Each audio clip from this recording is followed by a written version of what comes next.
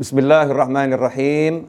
Alhamdulillahirabbil alamin. Allahumma shalli wa sallim ala sayidina Muhammadin miftahi babi rahmatillah adada ma fi ilmillah. Salatan wa salaman daimaini bidawami mulkillah wa ala alihi wa sahbihi. Assalamualaikum warahmatullahi wabarakatuh. Ikhwani rahimakumullah dimanapun Anda berada. Saya sering ditanya sama orang, yang betul itu usaha baru berdoa, atau berdoa baru berusaha, atau usaha dan doa? Kalau bahasa gaulnya, banyak orang yang komentar seperti ini. Jangan cuma berdoa, keluar sana usaha, kerja, cari duit. Jangan cuma berdoa. Ada yang seperti itu. Ada pula yang mengatakan, kamu ini cuma kerja pagi, siang, sore, malam kerja. Doa sana, doa. Jangan lupa doa. Doa itu yang paling utama. Ada pula yang mengatakan, orang hidup kok cuma cari dunia. Cari itu akhirat, kejar akhirat, kejar akhirat. Sholat, doa, zikir, cari akhirat. Ada pula orang yang mengatakan, hidup kok cuma cari akhirat. Sholat, doa. Kapan cari dunia? Ini pertanyaan-pertanyaan yang masuk ke pesan WhatsApp saya. Terus yang betul bagaimana? Nah, yang betul begini. Satu, yang namanya doa itu adalah bagian dari usaha. Yang namanya doa, zikir, ya, apapun itu, sholawat, istighfar, membaca ayat-ayat Al-Quran, atau bahkan khutmul Quran, itu adalah bagian daripada usaha. Jadi usaha untuk menggapai sesuatu bukan sekedar dengan fisik kita bergerak sesuai aturan yang ada. Misal, kalau ada orang mau dapat makan, dia harus ke dapur, dia harus ke warung, ya ini fisik bergerak, itu bentuk usaha. Tetapi mulut, angkat tangan berdoa, minta sama Allah Ta'ala, itu juga bagian daripada usaha. Nah, contohnya dalam Al-Quran bisa kita lihat bagaimana Sayyidatuna Maryam alaihissalam. Sayyidatuna Maryam alaihissalam itu waktu kecil belum punya tanggung jawab, untuk mencari nafkah, maka beliau sibuk berdoa. Di kamar, di mihrab, dikunci oleh Nabi Zakaria alaihissalam, dikunci. Nggak ada orang bisa masuk, beliau nggak bisa keluar. Suruh fokus doa di mihrabnya, doa dan doa dan doa, zikir dan zikir dan zikir. Nah, Nabi Zakaria alaihissalam sebagai manusia yang bertanggung jawab untuk memberi nafkah Sayyidatuna Maryam alaihissalam, maka Nabi Zakaria bergerak membawakan makanan, ya, ke mihrab, bawa makanan ke mihrab. Ini tugasnya Nabi Zakaria alaihissalam. Apa yang terjadi? Kullama dakhala, setiap kali Nabi Zakaria alaihissalam masuk ke mihrab, buka itu kuncinya, buka pintunya, lihat Sayyidatuna Maryam alaihissalam, di sampingnya udah ada makanan. Di sampingnya ada makanan. Nabi Zakaria awalnya nggak nanya. Tapi karena berkali-kali seperti itu, kullama dakhala, setiap kali Nabi Zakaria alaihissalam masuk ke mihrab, tempat ibadahnya Sayyidatuna Maryam alaihissalam yang masih kecil, wajada indaha rizqa, menemukan di sisinya ada makanan, maka nanya, dari mana kamu dapat ini wahai Maryam? Wahai Maryam alaihissalam, dari mana kamu dapatkan semua ini? Jawabannya min indillah. Dari sisi Allah Ta'ala, makanan lo ini bukan jannah, bukan surga, bukan pahala. Kita nggak bahas pahala, makanan. Ternyata Sayyidatuna Maryam alaihissalam butuh makan, nggak bekerja, ya nggak berusaha masak, nggak teriak-teriak panggil, wahai Zakaria saya butuh makan, panggil Allahnya, Allah kirimkan makanan. Nah ini usaha dalam bentuk doa, dan itu bisa di Al-Quran. Bukan di ucapan-ucapan ulama, bukan, tapi nas Al-Quran. Tapi beda ketika Sayyidatuna Maryam alaihissalam sudah dewasa, udah mengandung, ya, mengandung Nabi Isa alaihissalam, udah mengandung. Ada tanggung jawab ngasih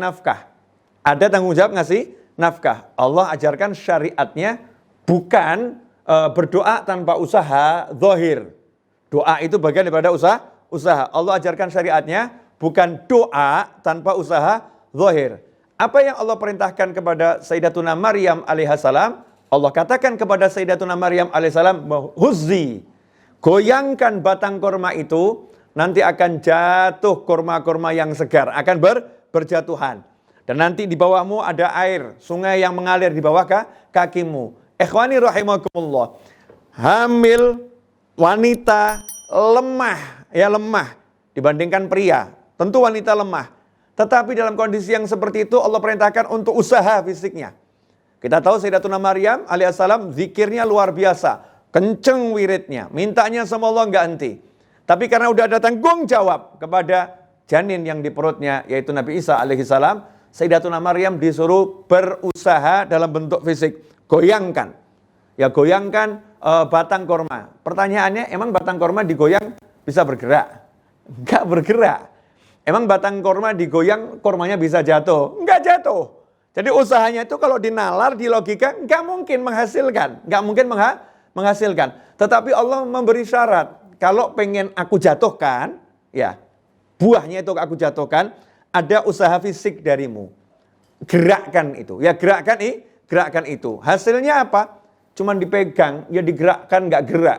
Buahnya dibuat berjatuhan oleh Allah Subhanahu wa taala. Dari sini maka kita ambil kesimpulan. Apa yang harus kita lakukan?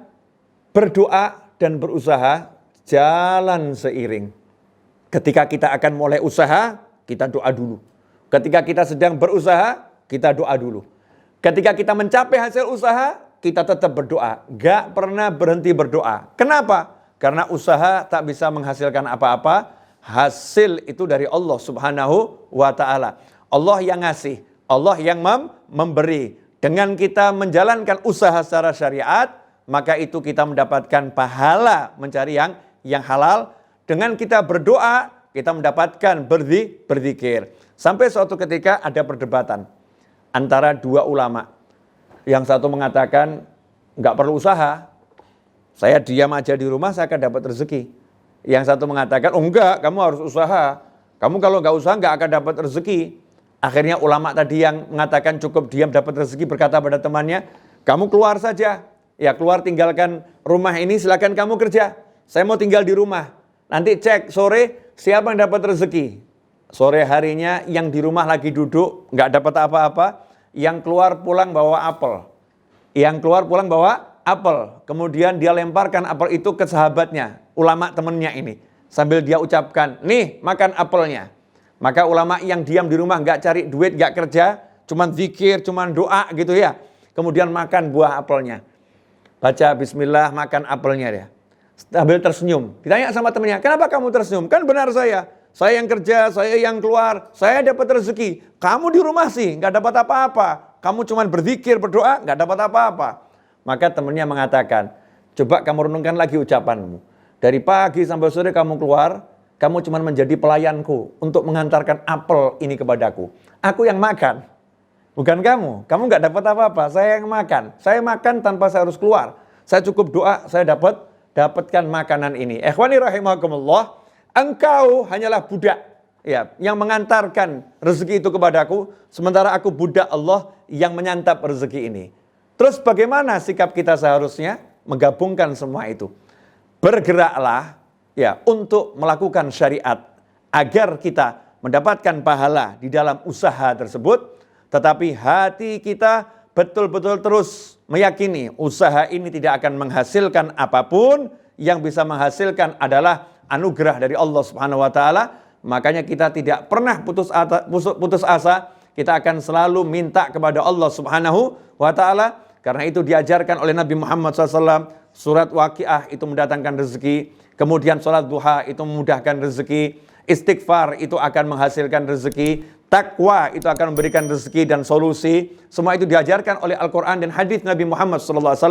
Jangan kita kesampingkan dan kita sombong dan kita katakan, yang penting aku udah usaha, aku nggak perlu berdoa. Ikhwani rahimakumullah, kalau itu yang kita lakukan, kita telah melanggar syariatnya Allah Subhanahu wa ta'ala. Orang-orang yang dia benar-benar berdoa, maka dia tidak akan lelah untuk berusaha, karena dia menjadikan usaha adalah ibadah, bukan upaya untuk mencari hasil, tetapi upaya untuk mencari ridha Allah Subhanahu wa ta'ala. Makanya orang yang terus berusaha dan berdoa, dialah orang-orang yang layak mendapatkan derajat syuhada, pedagang yang jujur, dia adalah syuhada derajatnya dengan sama dengan syuhada menurut Allah Subhanahu wa taala. Mudah-mudahan yang singkat ini 10 menit kita bersama tak terasa, mudah-mudahan berkah, mudah-mudahan manfaat. Teruslah berdoa dan teruslah berusaha, maka insya Allah hidup ini menjadi menyenangkan.